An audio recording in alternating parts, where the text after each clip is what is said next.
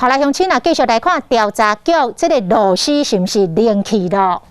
日前才有航机站的组长偷卖毒品，即摆过来爆出着史上的头一届，调查笔录去互证人偷摕去。这是发生伫调查局的南机站。日前咧追查着立委林岱华所牵涉的政治现金的案件，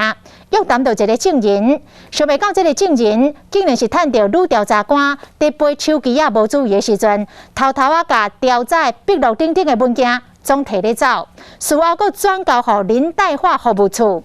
调查局事后快速甲文件对转来，嘛来约谈到林岱华服务处的主任，要来追查整个偷摕笔录的过程。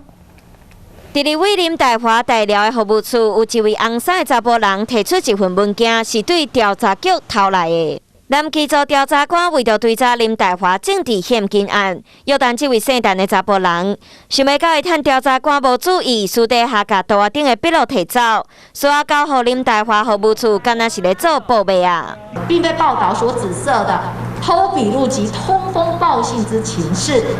更遑论有任何的施压关切之事。林岱华否认有这件代志，一直到服务处主任找高雄市调查处问，这个时阵调查局才知影笔录互偷去。为了该名证人竟将调查笔录私自带出，南基站已立即要求追回，并不影响后续的调查。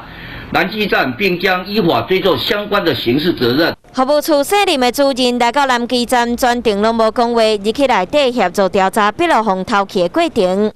其实调查局出包自航机站调包毒品，各项乌道小交叉偷卖，不法所得3亿6千多万，严重违反纪律情事。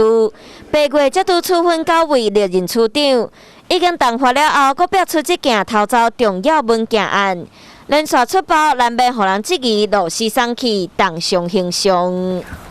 好来，乡亲。